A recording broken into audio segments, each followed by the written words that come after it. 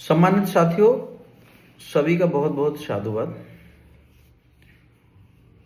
आज मैं बहुत ही महत्वपूर्ण मुद्दे को लेकर आपके सामने वीडियो के माध्यम से उपस्थित हुआ हूं। मेरे सामने समाज में, देश के कोने कोने में बहुत सारे ऐसे सवाल आते हैं जिनका सटीक उत्तर देने में मैं भी असमर्थ हो जाता हूं। तो मैं चाहता हूं कि मैं इन सवालों को आपके सामने प्रस्तुत करूं और आप अपने अनुभव के आधार पर तो कमेंट में अपने जवाब मुझे जरूर दें, क्योंकि सब अलग अलग क्षेत्र से अपने हिसाब से अध्ययन करते हैं। हो सकता है कि मैंने गहराई से इन चीज़ों को नहीं समझा, तो इसलिए मैं समझना चाहता हूं और आगे एक सही उत्तर समाज में देना चाहता हूं। सम्मानित साथियों, बाबा साहब डॉक्टर भीमराव अंबेडकर, जिन्होंने 14 अक्टूबर 1956 को बौद्ध धम्म अपनाया था, तो इसके ऊपर एक सवाल ये आता है कि जब अपने करीब 4 लाख से ज्यादा अनुयायियों के साथ परम पूज्य बोधिसत्व बाबा साहब डॉक्टर भीमराव अंबेडकर जी ने बौद्ध धर्म की दीक्षा ली थी, तो इस कार्यक्रम का जो नाम था, इस कार्यक्रम का जो जिस नाम से इस कार्यक्रम को जाना जाता है कि धम्म दीक्षा समारोह, और इसे धम्म चक्र प्रवर्तन दिवस के रूप में मनाया जाता है। तो मेरा सवाल सीधा सा है कि अगर बाबा साहब धर्म परिवर्तन की बात करते हैं तो उन्होंने सीधा सीधा इस कार्यक्रम का नाम धर्म परिवर्तन समारोह क्यों नहीं रखा? धम्म दीक्षा समारोह रखने के पीछे क्या कारण था? तो पहला सवाल तो यह है, अगर धर्म ही परिवर्तन करना था तो सीधा इसका नाम धर्म परिवर्तन समारोह भी रख सकते थे, तो क्यों नहीं रखा? दूसरा सवाल यह है कि बाबा साहब ने, जो मैंने कई पुस्तकों में पढ़ा और सुना भी है, लेकिन सवाल है कि बाबा साहब ने धम्म दीक्षा समारोह जब पब्लिक के साथ ले रहे थे तो उन्होंने 22 प्रतिज्ञाओं का संकल्प दिया सभी को।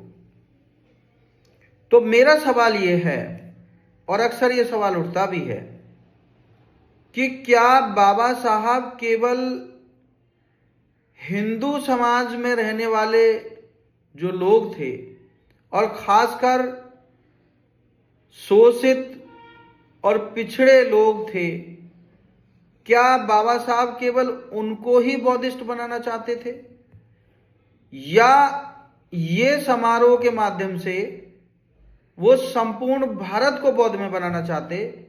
उनकी मंशा क्या थी, ये सवाल है। क्योंकि अगर 22 प्रतिज्ञाओं की बात जब हम करते हैं तो उसमें हिंदू देवी देवताओं की मान्यताओं को ना मानने का संकल्प लिया जाता है धम्म दीक्षा समारोह में, बौद्ध धम्म दीक्षा समारोह में। और जैसा कि मैंने पढ़ा और सुना भी कि उस समय भी ऐसा हुआ। तो सवाल यह है कि क्या हिंदुओं के अलावा जो इस देश में रहते हैं, मुस्लिम हैं, सिख हैं, ईसाई हैं, जैन हैं, पारसी हैं, अन्य भी विदेश से आए कुछ लोग हैं, तो क्या उनको भी बौद्धिस्ट बनाने के लिए समारोह था? क्या आने वाले समय में जो दीक्षा होगी बौद्ध धर्म की, तो वो भी बौद्धिस्ट बनेंगे? या केवल दलित और शोषित पीड़ित समाज के लोग ही केवल बौद्धिस्ट बनेंगे, ये सवाल है। क्योंकि अगर 22 प्रतिज्ञाएं को मुसलमान लेगा तो वो तो पहले से हिंदुओं की देवी देवताओं को नहीं मानता, तो वो फिर कैसे दीक्षा लेगा? उसको 22 प्रतिज्ञाओं की क्या आवश्यकता है? अगर कोई ईसाई लेगा तो उसको 22 प्रतिज्ञाओं की क्या आवश्यकता है? तो ये एक सवाल है जो कई जगह से उठा और मैं इसका एक सटीक आंसर देने में असमर्थ रहा। और बात भी सही है, अगर पूरे भारत को बौद्ध में बनाना है तो क्या धर्म छोड़कर वो बौद्धिस्ट बने, या धम्म की दीक्षा अपने धर्म में लेकर अपने आचरण को परिशुद्ध करके तो बौद्ध में भारत बने? ऐसी परिकल्पना थी क्या बाबा साहब की?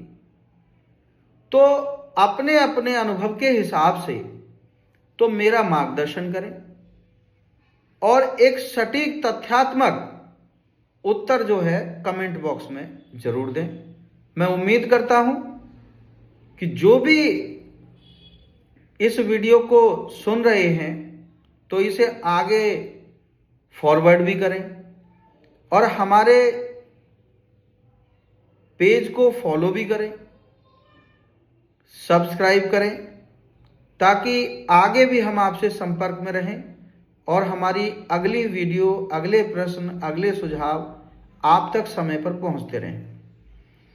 तो सीधा सा सवाल है, क्या 22 प्रतिज्ञाएं तो सभी संप्रदायों पर लागू होंगी?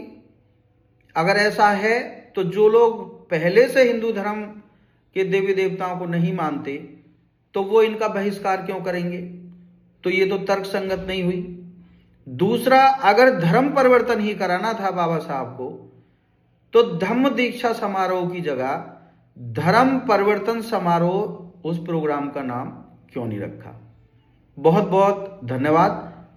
मैं उम्मीद करता हूं कि आप सवाल को समझ गए होंगे और इसका जो उत्तर है तो कमेंट बॉक्स में अपने अनुभव के हिसाब से जरूर देंगे। मैं सभी का अभिनंदन करता हूं। बहुत बहुत धन्यवाद। साधुवाद।